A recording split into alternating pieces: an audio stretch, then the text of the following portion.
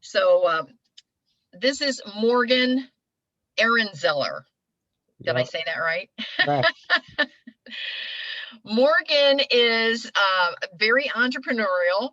And in my world, Morgan is also very young. Morgan, tell us how old you are.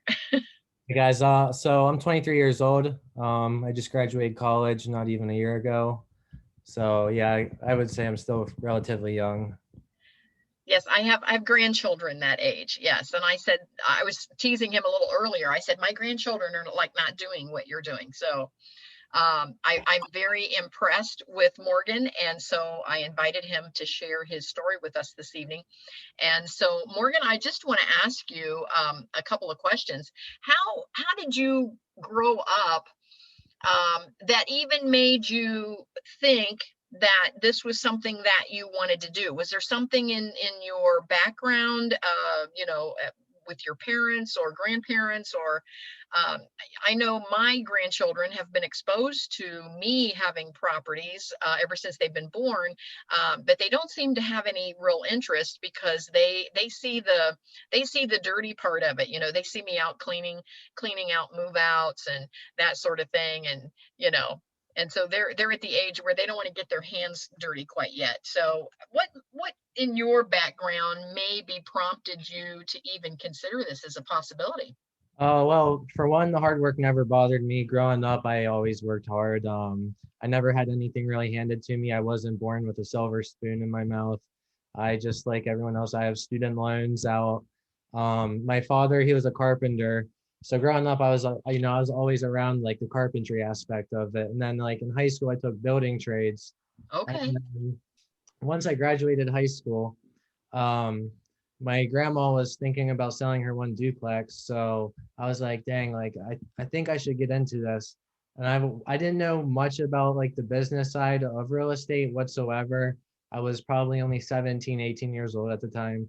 But I just knew for some reason when I looked at every millionaire I knew, every millionaire had real estate. There wasn't one that did not have real estate or was not involved in real estate in some shape, way, or form.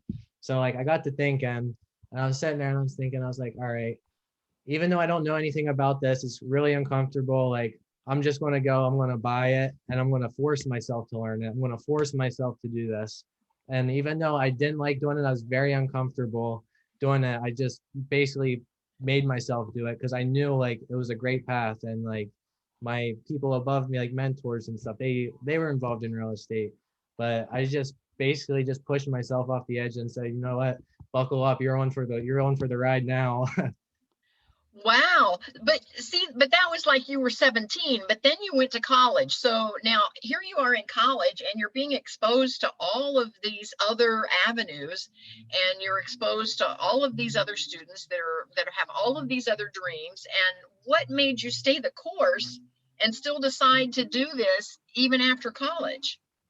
So actually, I had that duplex, and then it was my senior year of my college career, and I went to an auction, and I had a little bit of extra money saved up. I was, reselling clothes, doing hustling side hustles, get stuff on Craigslist for free, then resell it on Facebook Marketplace for money.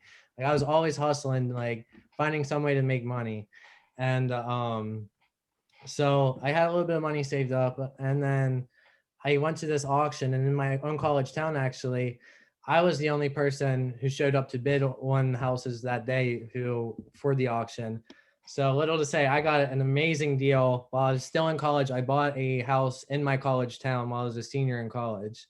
So then when I did that, I was like, all right, now I really got to start taking real estate seriously. And then I started educating myself. Granted, it was probably my sophomore year in college. I slowly started educating myself while I was doing classes for marketing and business management. I started slowly educating myself, watching podcasts, incorporating lectures and stuff like that on my free time about real estate, so that by the time I did graduate college, I at least had some type of knowledge where I wasn't just standing there going out in the open by myself. Okay, so you're surrounding yourself with some other folks, I assume that did you like lean on like grandma and mom and dad for advice in some of those early purchases, or did you have other entrepreneurs surrounding you that you could go to? I didn't really have anybody, to be honest. No one in my family owns a business. Like Wow. it was pretty much all out on my own. Yeah, so they like always had they always seen the negative parts because my grandma owned that house, and like she didn't have her tenants didn't pay, and like they always trashed the place. But like at the same time, she wouldn't hold them liable. There wouldn't be an official, lease. There wouldn't be an official lease. So like she Mhm. can't do anything. So that's all my like family, all they saw was the negatives, the negatives. So like they were pressuring me, but then they pressured me a little bit, but like they were supportive. They were my parents at the same time. They just Right. didn't see me get too deep over my head. And and then it was after probably I got my house finished. I rehabbed it, the one in my college town, and then I started getting money from this house. I was getting 1250 a month for one bedroom, and I was even still living at the house too.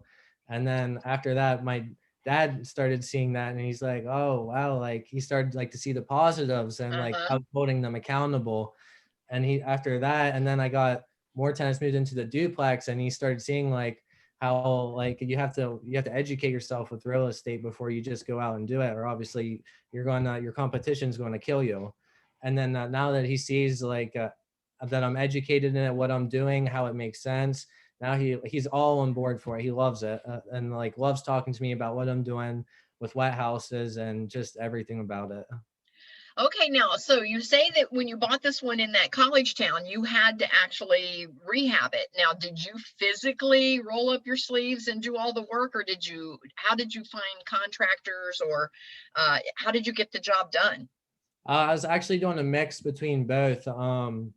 I would go in there on weekends and I would hang drywall up. I demoed the place. My friends would come and help me.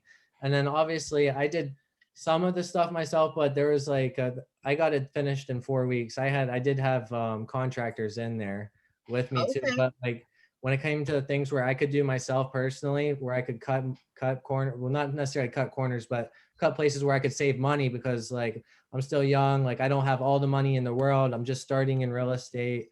I did what I physically could to save as much money as possible. But actually, my one friend, she was a bartender in the college town, and her uncle was he did carpentry on the side in this area, but he was busy, and he referred me to this guy named Sean Pfeiffer, and then me and him got connected, and I got him to finish off my Bloomsburg house. Okay. Okay. So again, you're just finding your way as you buy these. You're just kind of feeling your way through. You're learning as you go. Yep, You're exactly. okay. I'm really pushing myself to go through it. I don't know, like I wasn't taught any of this in my life. I wasn't taught anything about money. I learned all this on my own on the business side. So now that was your first property, and then your second, and now you have what, a total of nine? 7. Seven. You have seven Yes. properties now. My So du- tell us, Go yeah, ahead. tell us about what you have. The first one was a duplex. So that's 2 properties. And then the one I bought in my college town, that's a single family, 1 unit. That's 3. And then shortly after I graduated, I went into another auction, and it was me and another person were the only people there. And I won that one for 11,500. So that one was a steal. And then I pulled out all of my equity I had, and since I just fixed up this one in my college town, I pulled out all my Okay. equity I had in it. And I went and I bought another 2 houses. And now I just finished the rehab up on the one. The other one, the rehab should be finished up in about 2, 3 weeks. And then I also put a down payment on another house, which was 25%. This was also in an auction, and I got the bank to finance it for me. So I only put down was 3,250, and then the bank financed the rest of it. So you're finding most of these in an auction type environment. Correct. Okay, so tell us a little bit about the auction process. A lot of folks on the call or that'll be listening to this on a replay doesn't understand about the auction. What have you learned about the auction process? The auction, there's different types of auctions. You definitely should educate yourself. There's short sales, there's non-judicial, judicial. Um, Mainly the ones that I go to and target is the back tax sales. When people don't come in, they don't pay their property taxes, then the county comes in the city, they take their house from them and sell it to pay their taxes.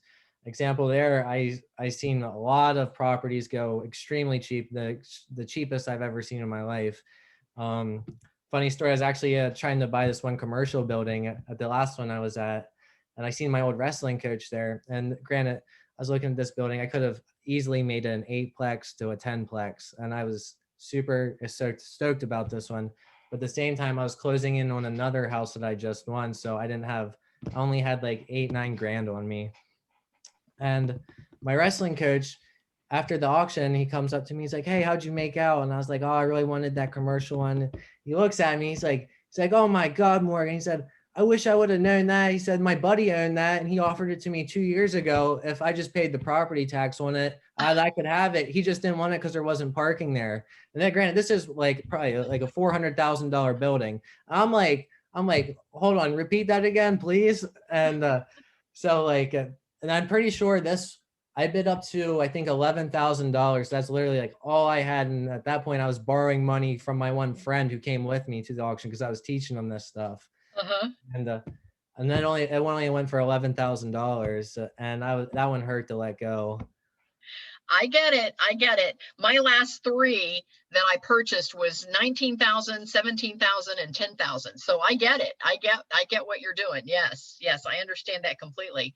So now your goal is to, by the time you're 25, you want to have 25 Yeah, units. I want to have 25 units. That's my goal. Okay. My one of my best friends, he who I graduated college with, he just got his realtor's license in New Jersey, and he's working with a lot of very nice houses in northern Jersey. And we're here soon this summer. We're going to go in Hassel, like a large multifamily, like a 4-plex, anywhere up to like a 10-plex, depending on the deal. And granted, he's from Jersey, so we're gonna have to find something that meets us both of our needs and will work for both of us. Now, will the property actually be in Jersey, or will the property be here? Do Well, you have properties away from where you live? yeah, it'll be here in Pennsylvania because in his hometown, you can't find anything under a $500,000. Okay, I was wondering. I just looked along the coast just this past weekend, and everything up there is Yeah, over. Yeah, it's very expensive. yeah. So he wants to come over here to PA and go in with one of these cheap houses that I find. Granted, sometimes it takes me a month, 2 months to find them, but like when I find a good deal like that, it's a home run. I'm boosting my equity over 6 figures every time, and then pull out that, go buy some more houses. Turn 2 into 4, 4 into 8. And Yep, keep. I get it. I get it. So walk us through how you find these. Give us an idea of what a day might look like for you when you're looking for properties. Well, a day like that, I usually look minimum at 3 times a day. Wake up in the morning, first thing I do, I go and I look Craigslist, Zillow, Redfin, Facebook, anywhere you can possibly think of. I am looking. Like Mhm. I usually within an hour radius of me, I know every single house that's on the market, and I can tell you Yes. the exact price. And if something new pops up, like I will find out with that within like 2-3 hours. So like it's a matter of how bad do you want it, how bad do you want to find the deal. The more work you put in, obviously the better deal you're going to get. Granted, that's why I get these houses at such a good deal, is because I'm out there, I'm putting the work in, I'm doing hours of research a day. But it all comes down to how bad you want it. I understand that. Yep, that's how I bought my last three. Is I was constantly looking, and so as soon as something popped up, I was on it. I mean, immediately. Yeah, And I sometimes would get into contract on a property before folks around me even knew that it was available. They're like, "How did you know that one?" And I'm like, "I'm just constantly looking." yeah, It's actually kind of a hobby for me. And even when I decide to take a little moratorium and not buy something for a few months, I still can't help but look yeah. because I love it. Yeah, I'm the same way. I can't help myself. But yeah, I mean, like example, my two that I bought after I did the cash out finance, those ones I found on Facebook. Like, don't underestimate Facebook and Craigslist. Like, just off those two properties alone, my equity, I'm probably going to make probably $300,000-400,000 in equity minimum off of Facebook. Like, it just shows you don't just because it's Facebook or Craigslist, don't take it not serious. Like, you can find them, they come. I believe that. I believe that. So once you find these, and I understand you're constantly looking and working on trying to get into the best deals that you can find. How do you always fund these? I mean, I know that you're pulling some equity out, but how are you using some of your cash flow to put back into the business? How are you getting bank loans? How are you funding these? And if you're getting bank loans, what have you learned in the process? What works for you?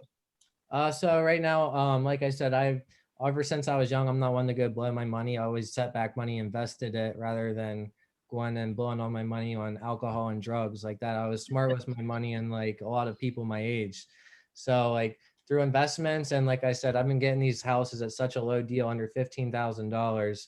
And my last one, I put 25% down. I put $3,250 down. Like it's not hard to, if you want to, you can come up with $3,000 relatively real quick. And I always put my cash flow goes right back into my real estate. I don't go buy a new Gucci belt. I don't go buy a new Gucci wallet. That goes right back into real estate. Everything I make goes right back into real estate. But, and then obviously I put out $75,000 on my cash out finance on my one home. And I used that to go buy 3 homes Okay. on the one, and then I bought the other two outright. And then what I'm going to do once these two are finished, I'm going to go group these two. I'm probably going to pull out $400,000, $500,000. I'm going to go buy like another 10. I get it. I get it. So now we've talked about how you kind of grew up. And did you tell me once in our conversation that your dad was a contractor? He's a carpenter. A carpenter. Okay. So you had seen some of that in action. So you have Yep. some skill set there. Yep. Okay. And then, of course, your grandmother had owned some property, and then you got into it early, stayed in it through college. Now you're growing your portfolio. Now, the ones that you have, do you have them rented? So they're cash flowing already, or are you Yes. still rehabbing? The ones I have some that are rented and some are in the midst of rehab. They're working on getting everything done. They should be all wrapped up here within a month. But other than that, yeah, I have ones that are rented. Okay, so now tell me, how do you promote the rentals? Where do you advertise? How do you decide how to set your rents? We're talking, of course, in the Happy House Hunters, we talk about the 6 F's of real estate, which is the finding the real estate, the funding, then we talk about the fixing, and then flipping, and now we're talking about filling. How do you get those filled? And then next month we're gonna talk about our freedom number. How many units do you have to have, to quit your day job and just do real estate? So how do you fill yours? I go through Facebook and I'll type in the county, what county it's in, and then I'll join like 5 Facebook groups of that particular county. And I'll go post on there. I'll post on Zillow and I'll post on Craigslist. Usually within a week, I'll have over 100 applicants. And what I do for my tenant screening, I use Smart Move tenant screening. It's through TransUnion. Okay. Makes the renter pay $40 for the application. It goes straight to TransUnion, doesn't go to the landlord or anything. And then that comes back with a eviction report, credit check, income insights, and comes up with something else. I can't forget, it's off the tip of my tongue. And then it basically levels it for you if they would think like to accept it, low accept, high accept. And what I normally like to do is generally like to go for, if they have a business owner, I like to actually have business owners in all of my properties right now, and they all have above a 700 credit score. So these are quality tenants, and that's what I look for, because credit is a statistical way of proving if someone will pay their bills or not. And at that point, I will also have leverage against them, because if someone has a 700, 750 credit score, they don't pay me and I file a judgment against them, their credit score goes Yeah. drop. And Yeah, they don't want to lose that. they Yeah. do that, and it's hard to get your credit score back up. So that gives me leverage against them in that way, and that's what I go for all my tenants. And so far, I've nothing but good from it. Now, what happens with that kind of a credit score? And if folks have, a really great income and credit score, they've got all of the right components, what keeps them from deciding they're going to buy a house, and now you've got a constant turnover in your units? Honestly, I think it's just they don't want to deal with the headache, the insurance, all of that, just everything that comes with being a homeowner.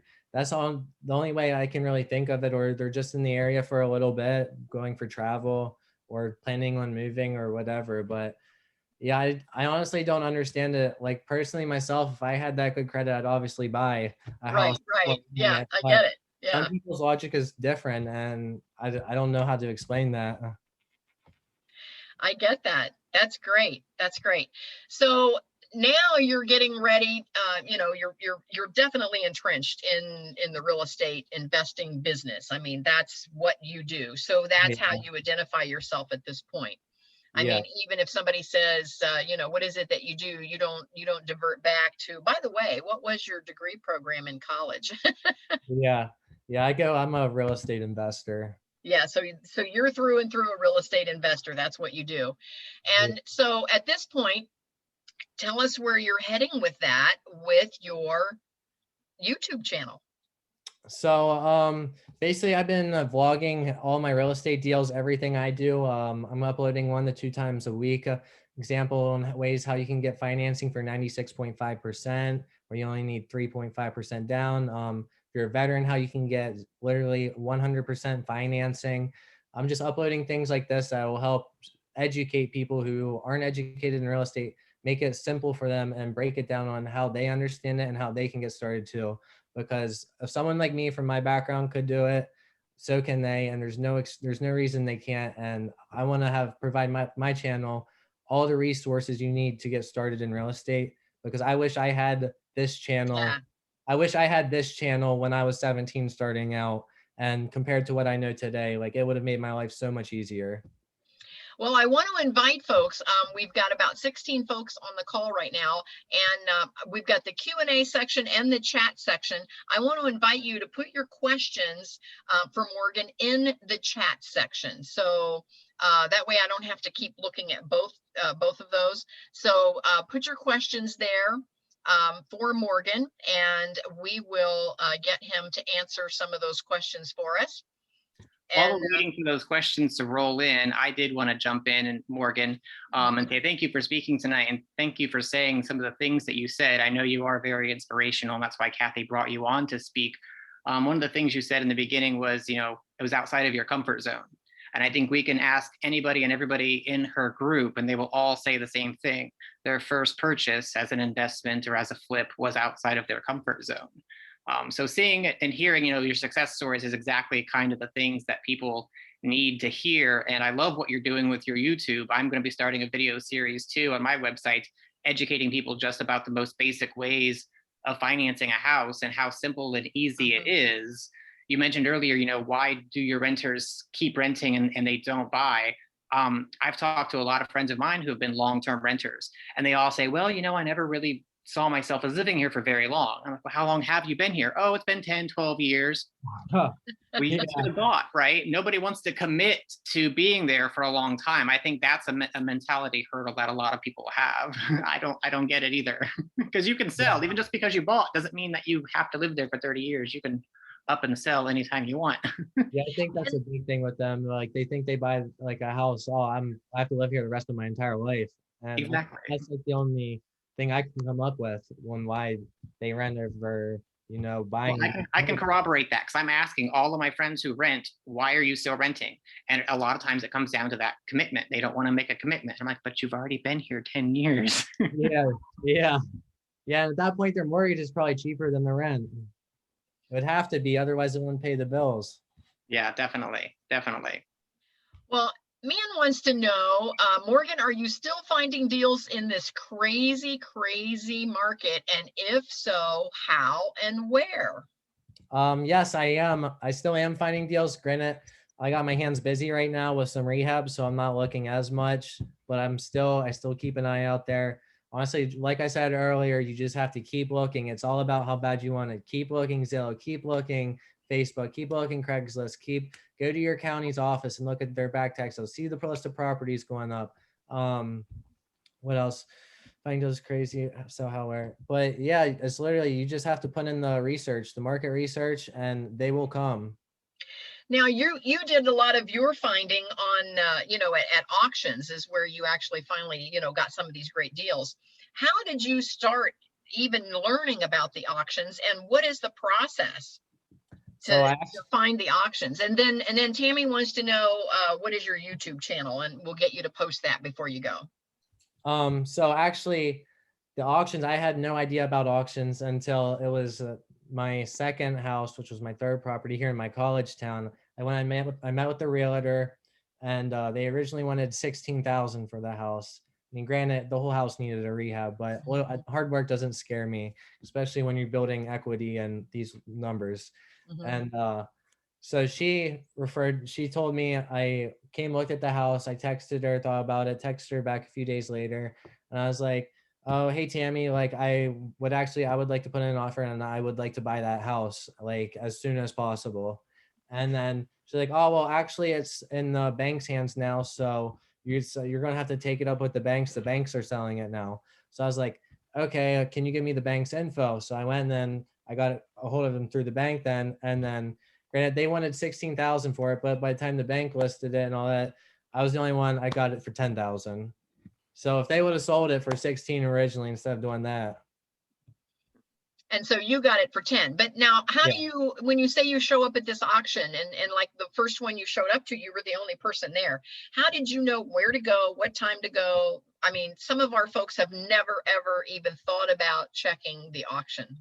Go to your county courthouse. They will have it there, or most of the time it'll be posted online too. You just have to go to the county's website. And also you'll have to be very careful because some of these properties have liens attached to them.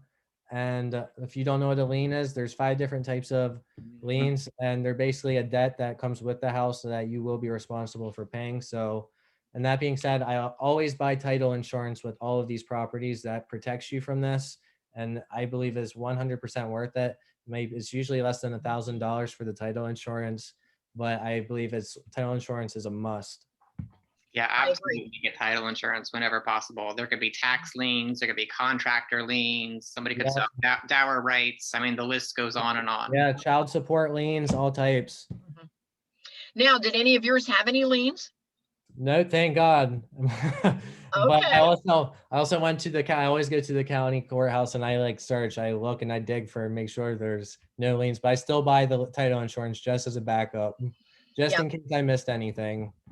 I agree. I had one where a tree had fallen on the back of the house, and it was one into foreclosure. So the folks just kind of stopped paying. They quit mowing the grass. They quit doing anything.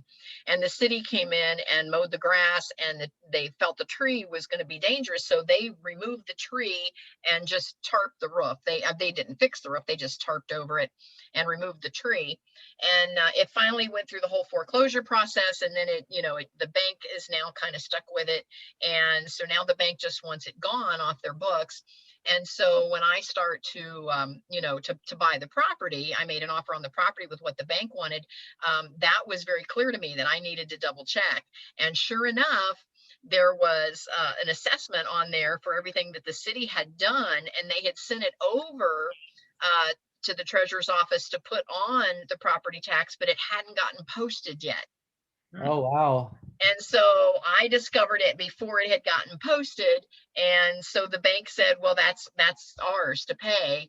And so I was still able to purchase it for what the purchase price was. And they took care of those past assessments that were on there. And oftentimes there's a water bill maybe that has it, because that kind of stays with the property. And sometimes there's huge water bills. There could be assessments for, again, like for mowing or tree removal. There could be property taxes that hadn't been paid. So yes, all those things. When you're dealing with those types of properties, you do have to do your due diligence there to make sure. Right. So announce what your YouTube channel is, and then we'll put it in the chat as well. Kyle, maybe I can get you to type it in the chat. What is your YouTube channel, Morgan?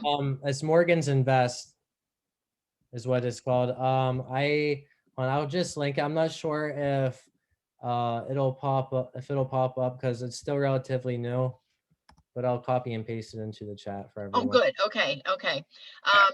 I did jump over and saw it, and I subscribed, so I'm one of your subscribers now. Thank you. I appreciate it. I appreciate the support. Yeah. So just to give you a little bit of background, the Happy House Hunters group is designed for newbie investors. So this is a perfect group for you to be speaking to, because we have a lot of newbies. Some have not even purchased their first property yet. And we have some seasoned folks too. I mean, I don't want to just the seasoned folks, where there's a few of us that have several doors, but there's a lot of new folks that are just learning and wanting to get more into this business, and they're just not sure how to do it. So your talk is incredibly helpful for all of us. Do we have any other questions? We've got 16 folks on, and we've only had a couple of questions there.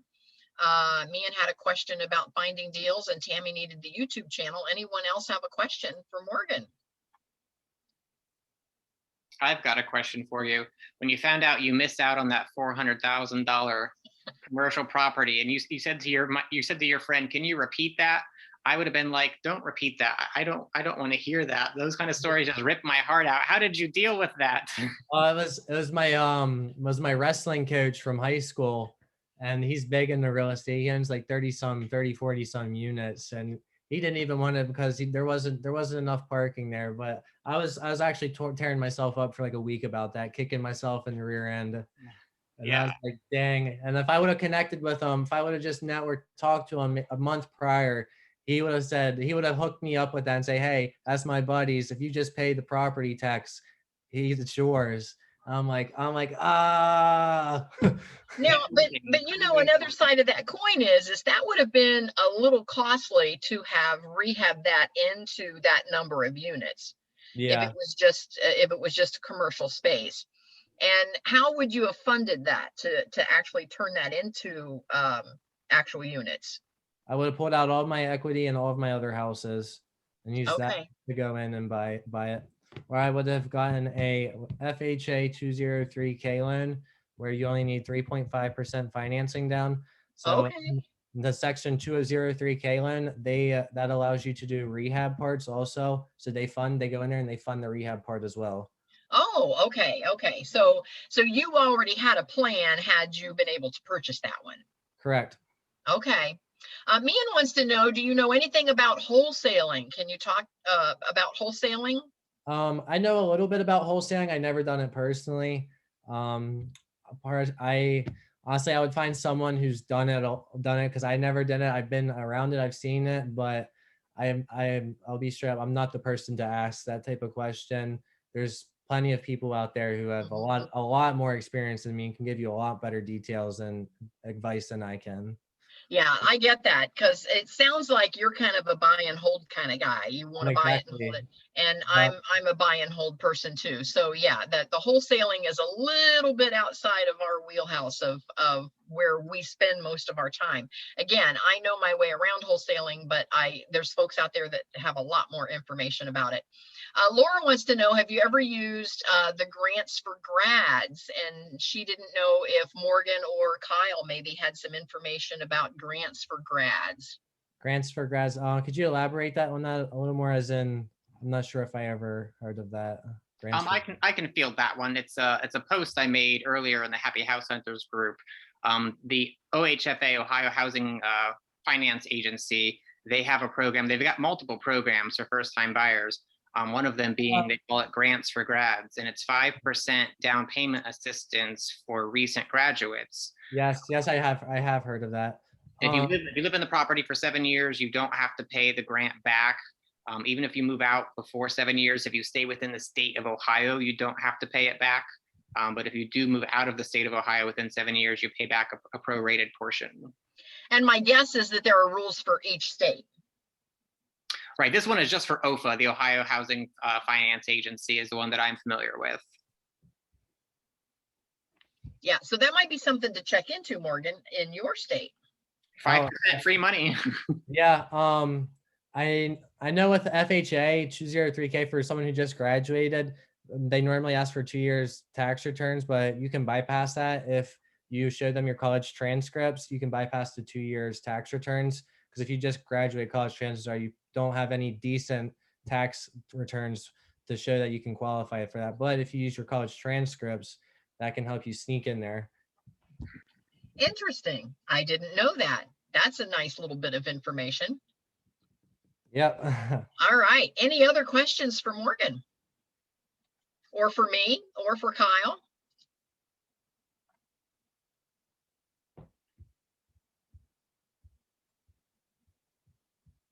Give anybody a chance that's formulating a question there.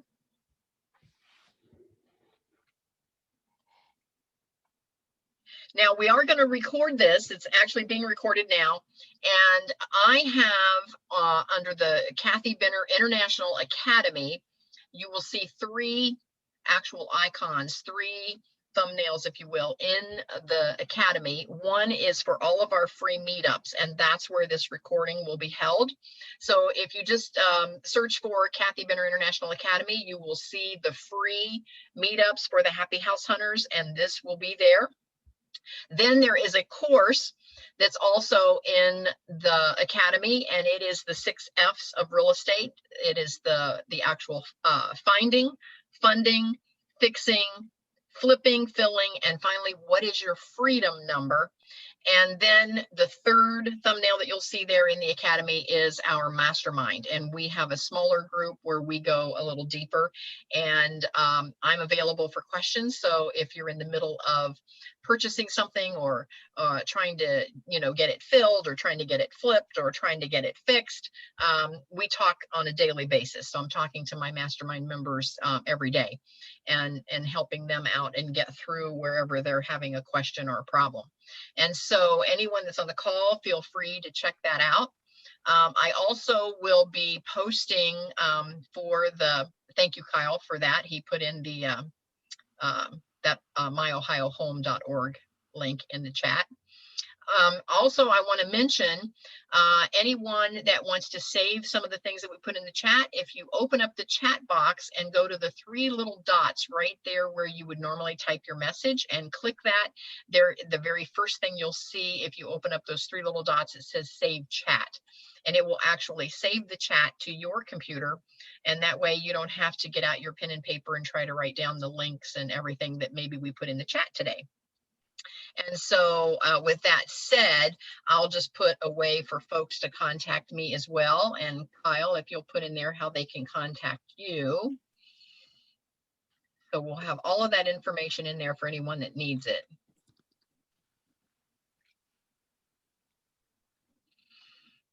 So I have my phone number and my actual website in there. Kyle has his email in there.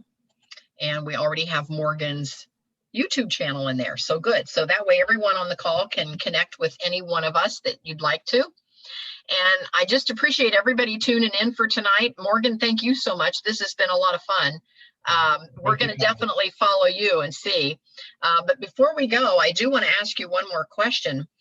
What is your freedom number? Do you have a number of units that you're going to kind of finish with, or are you young enough that it's still open-ended for you? It's still open-ended. I mean, I probably could. I could probably be free right now if I wanted to, but at the same time, I'm young. I'm hungry, and I'm young. I want to build something where generations on generations, where my generations, they'll never have to worry. They'll never have to do anything. As long as someone doesn't screw it up in the line, they will never have to worry about anything. So, I mean, by the time I'm 30, I don't even like to want to know where I'm going to be at, but I honestly don't have a number. I just have a strong work ethic, and I love to do what I do, which is wake up and grind real estate. So it's honestly not a job for me. I love doing what I do. I can tell. And I love it that you love it, because it's something that I love as well. And again, I saw the vision, but I just wasn't ready to pull the trigger nearly at your young age. And so I'm glad I did when I did, because now it's my total retirement income. So I get it. Too late to start, right, Kath? It's never too late to start. No, it's not. Yep, it's never too late. So I don't want anyone on the call to think, well, I can't start now because look how young Morgan is. I didn't start until I was 40, and then I didn't start very quickly. It was, you know, it was over time. And oh, Debbie just says, I just started and she's 70. Good for you, Debbie.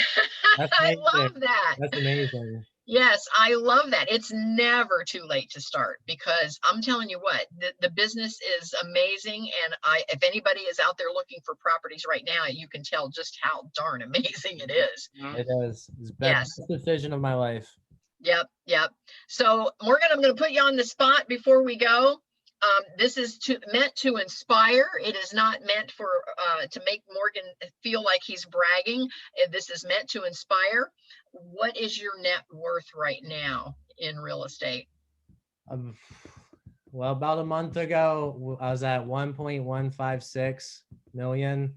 And, you know, real estate's up about 14.4% nationwide. So if we got off them numbers, we let appreciation do its thing, which is why I love buying and holding.